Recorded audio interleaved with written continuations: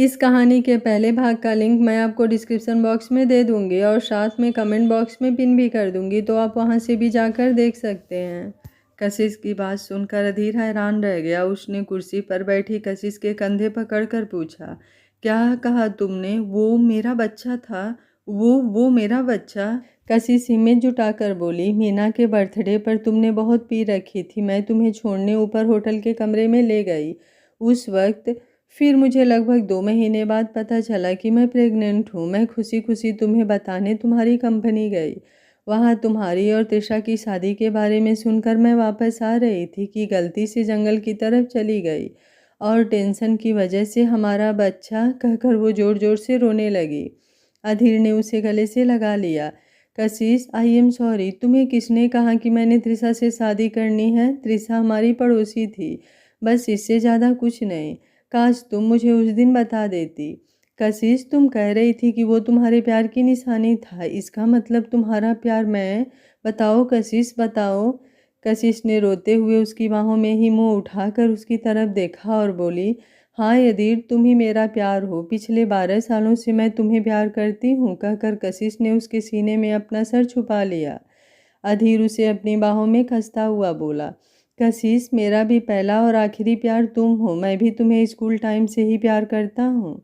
उस दिन मीना के बर्थडे पर जब तुमने मुझे कमरे में छोड़ा तो मुझे लग रहा था कि वो तुम हो, इसलिए मैंने वो सब किया। पर दूसरे दिन जब वहाँ कोई नहीं था तो मैंने मीना से पूछा था। मुझे लगा कि तुम उसे ज़रूर बताओगी, पर जब मीना ने कहा कि उसे नहीं पता तो मुझे लगा कि कोई और लड़की होगी। पर आज जानकर खुशी हुई कि वो तुम ही थी। पर मुझे मेरी गलती की सज़ा भगवान ने हमारा बच्चा छीन कर दी है। वो भी रो रहा था। कशिश उसे पैर से देख रही थी। दोनों एक दूसरे की बाहों में थे।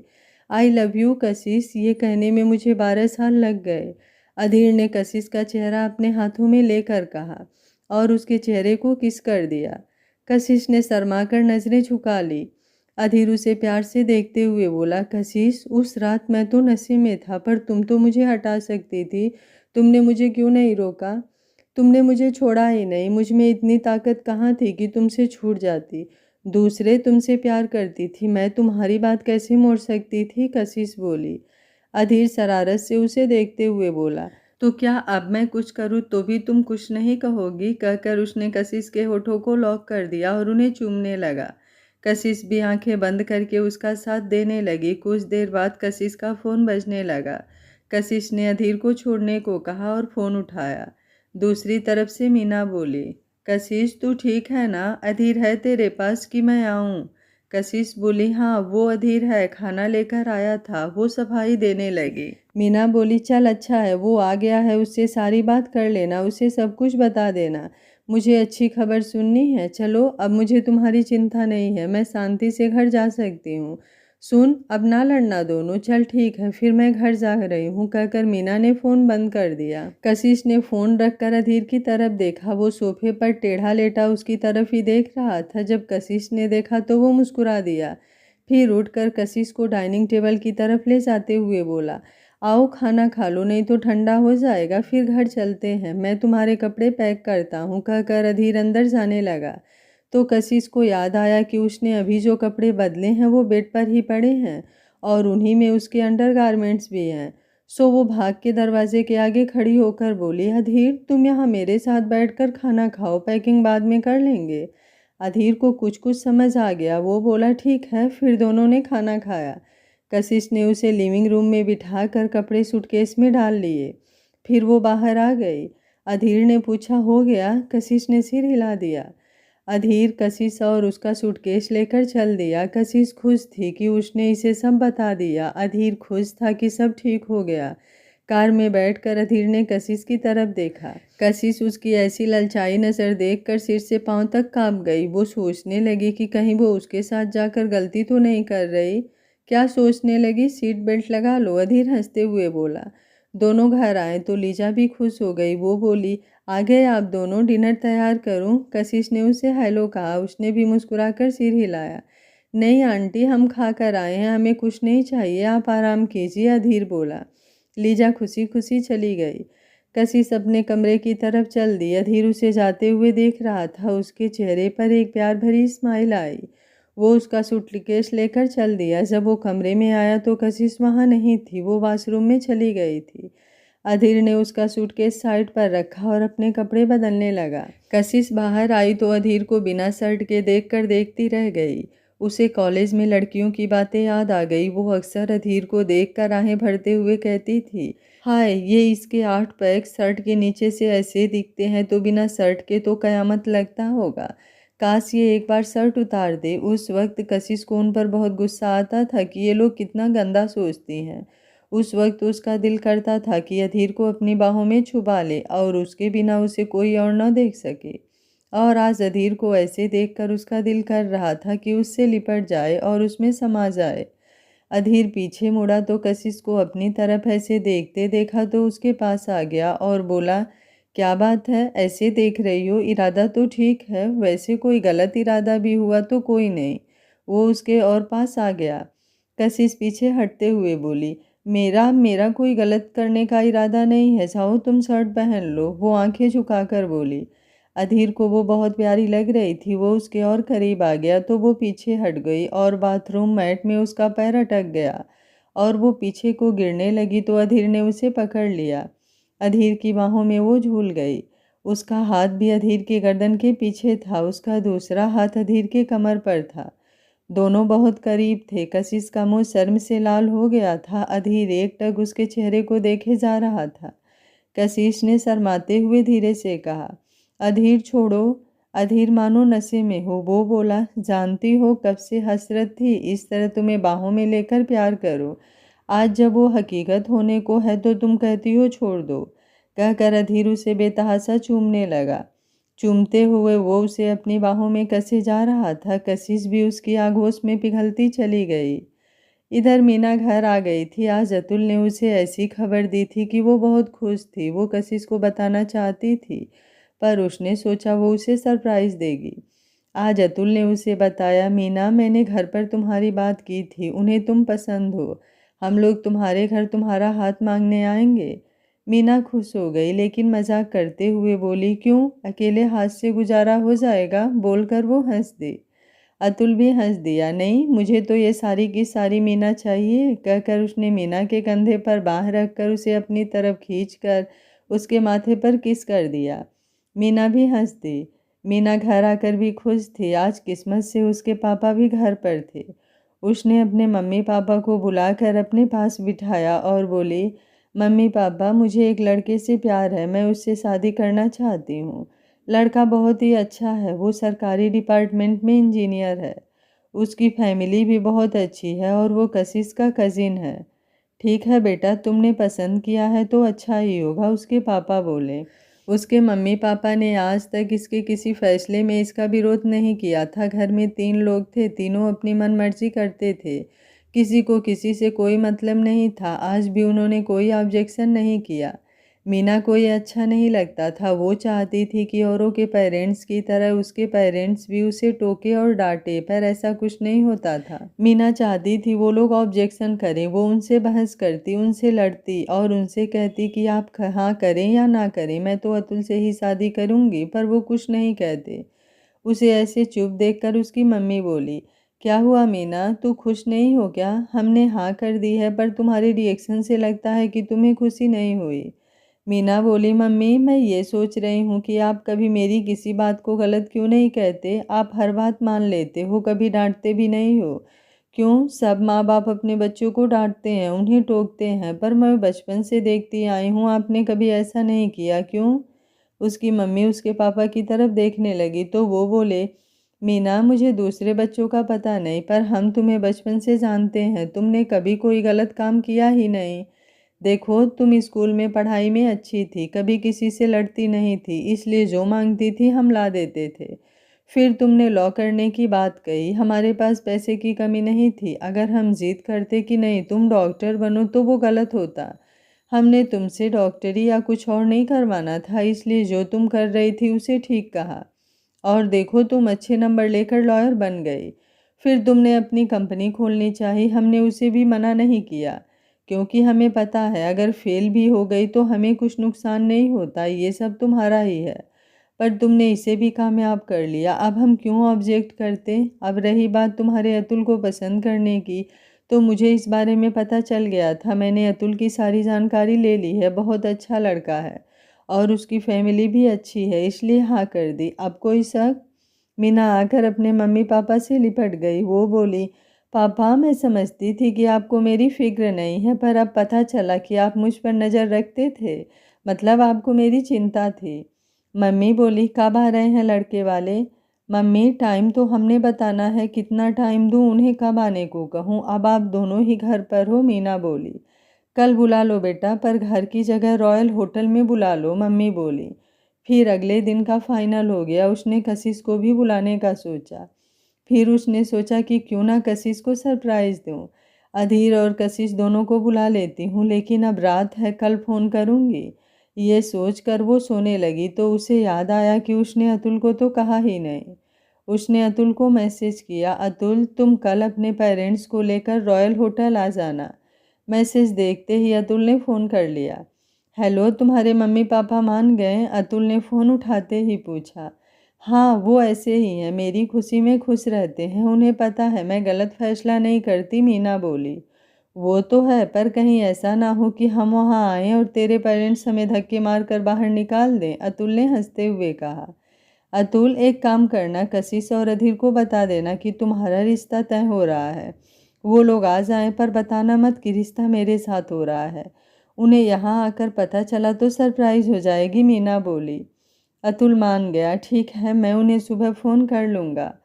अगली सुबह फ़ोन की आवाज़ से कशिश की आंख खुली। उसने देखा कि वो अधीर की बाहों में है।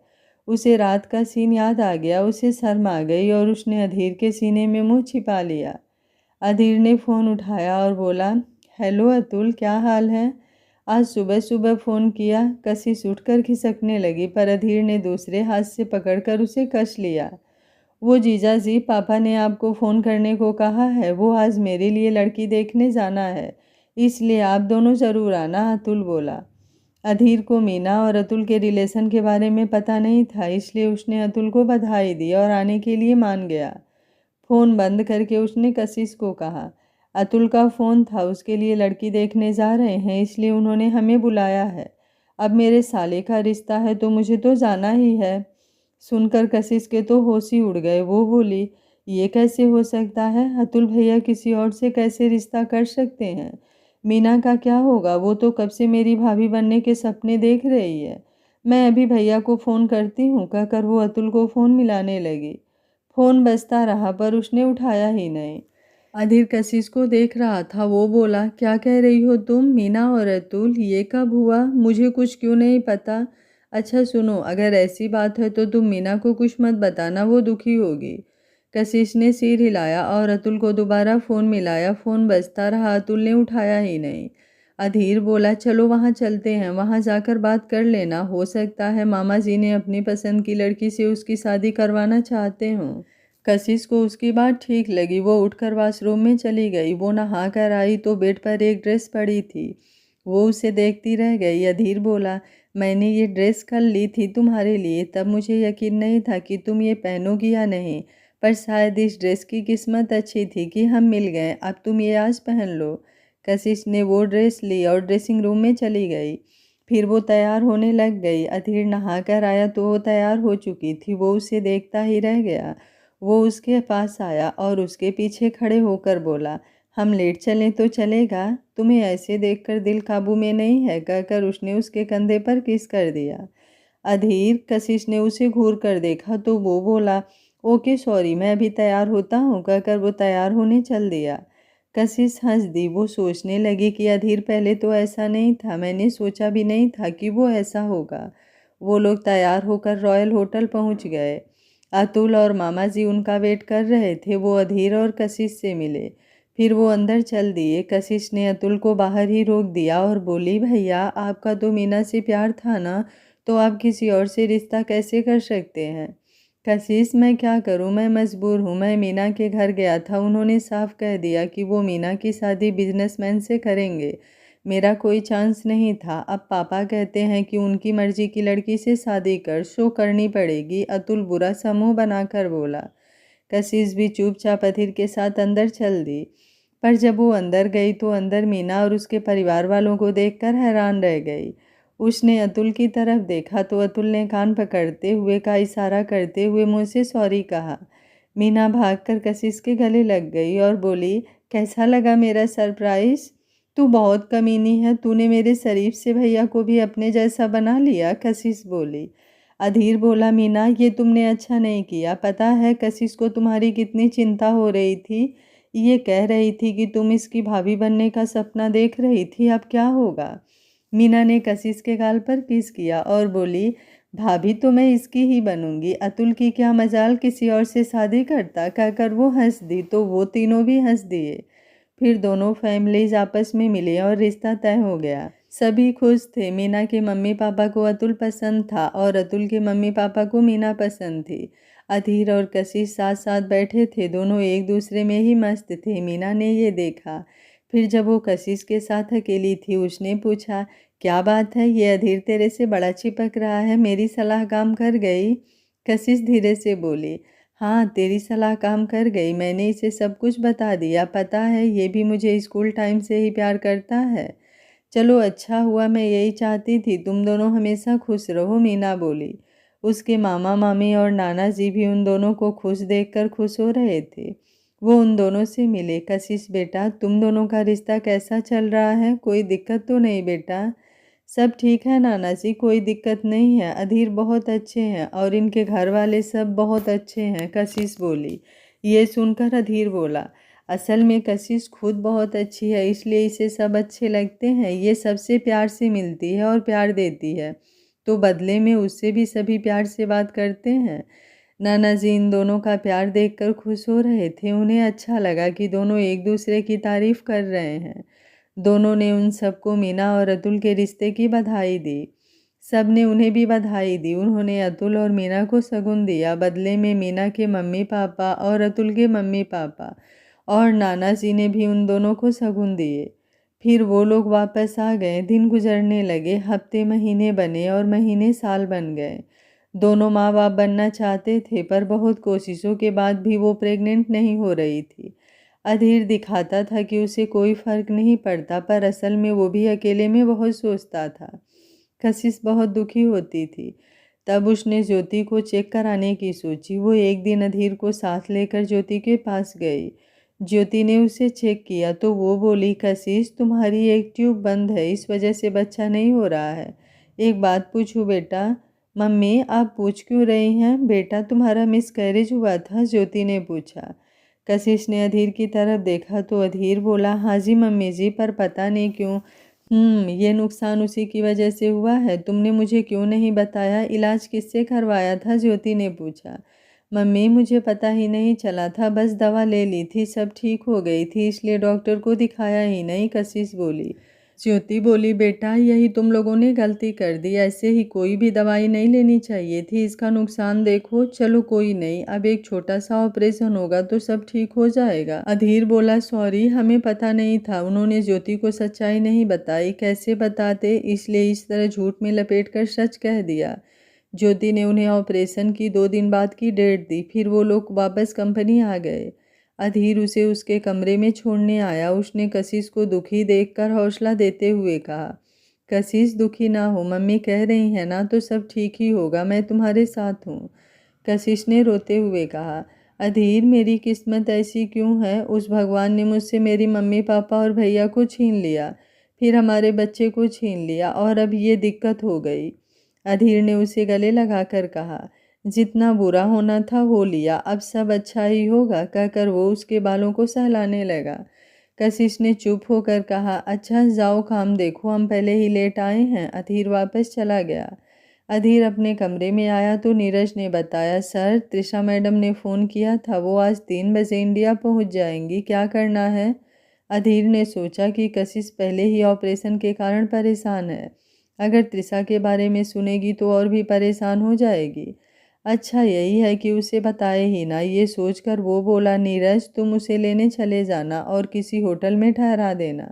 लेकिन सर वो आपके बारे में पूछेंगी तो? नीरज ने डरते हुए पूछा।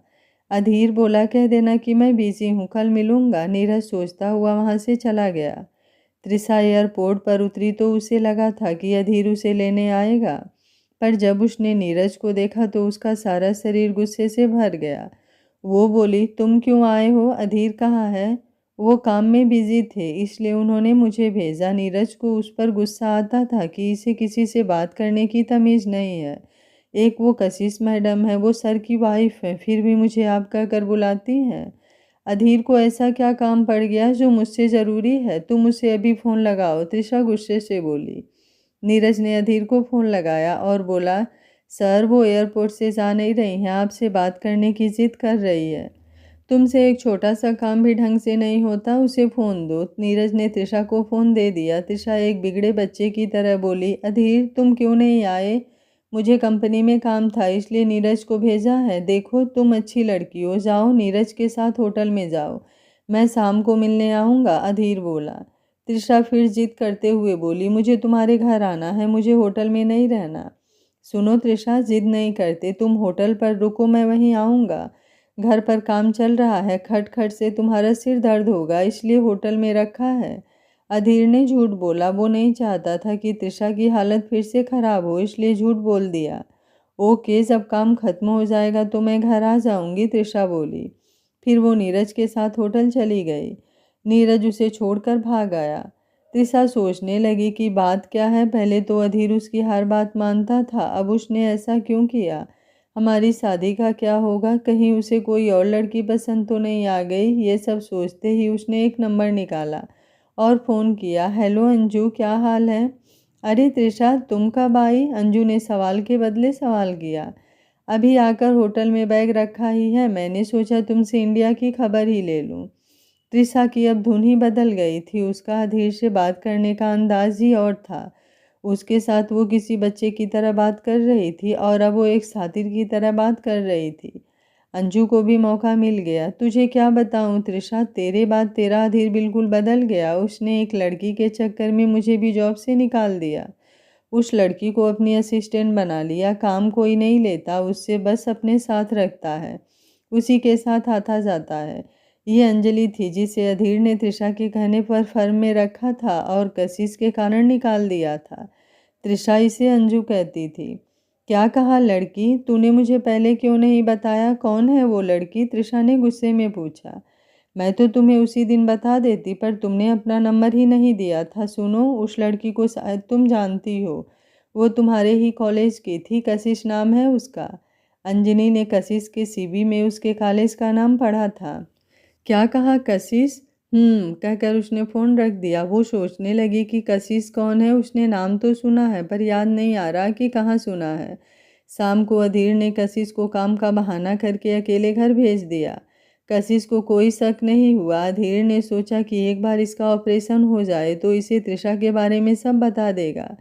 कशिश के जाने के बाद ये त्रिशा से मिलने होटल चला गया। कशिश को लगा कि अधीर लेट जाएगा, तब तक वो मीना से मिल आती है। उसे ऑपरेशन का डर लग रहा था। मीना से बात करके उसे हौसला मिलता था, तो उसने मीना को फ़ोन किया। मीना ने झट से फ़ोन उठा लिया और बोली, हाँ जाने मन, क्या हाल है? अब ये तुम्हारी नहीं, किसी और की जाने मन हो गई है, इसलिए अब तुम मुझे इस नाम से नहीं बुला सकती। कहीं अधीर ने सुन लिया ना, फिर तो तुम अपनी खैर मनाना। कशिश हंसती हुई बोली। मीना भी हंस दी।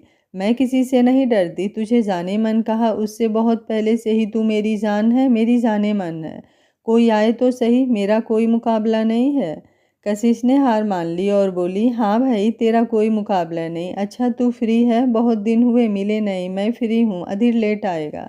अच्छा जी, अब हमारी वैल्यू ये हो गई है कि जब अधीर के पास टाइम नहीं है तब तू मेरे पास आएगी। खैर छोड़, ऐसा कर, ब्राइट होटल आ जा, मैं यही हूँ, एक मीटिंग में आई थी, जल्दी ही फ्री हो जाऊंगी, मीना बोली। कशिश ने ड्राइवर को ब्राइट होटल चलने को कहा। कुछ देर बाद कशिश होटल पहुंच गई। मीना उसे गेट पर ही मिल गई। वो अभी अपने क्लाइंट को छोड़कर आई थी। वो कशिश को गले लगाकर मिली। दोनों अंदर आकर बैठ गए। कशिश ने बैठते ही कहा, मीना, मैंने बच्चे के लिए मम्मी को चेक करवाया था। वो कहते हैं कि उस मिसकैरेज की वजह से एक ट्यूब बंद हो गई है, जिसके लिए कल माइनर ऑपरेशन करना होगा। मुझे बहुत डर लग रहा है। मीना ने उसका हाथ पकड़कर कहा, तू चिंता क्यों कर रही हो, आंटी इतनी बड़ी डॉक्टर हैं, फिर हम सब भी तो तेरे साथ हैं, सब ठीक ही होगा, मैं भी आऊँगी कल, डोंट वरी। बस इसी हिम्मत की उम्मीद थी तुझसे। और तू बता, तेरा और भैया का रिश्ता कैसा चल रहा है, शादी कब करनी है? अब तो एंगेजमेंट को भी 6 महीने हो गए हैं, कशिश ने पूछा। मीना बोली, बस पापा का बिजनेस ट्रिप से वापस आ जाए, उनके आते ही डेट तय कर लेंगे, फिर शादी भी हो जाएगी।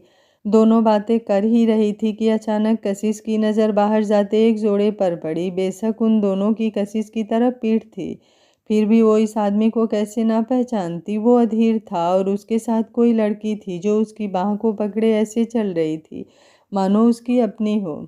उसकी अपनी तो मैं हूँ, तो ये कौन है? तभी उसे लगभग 1.5 साल पहले कंपनी में दिखे जोड़े की याद आ गई। कहीं ये तृषा तो नहीं?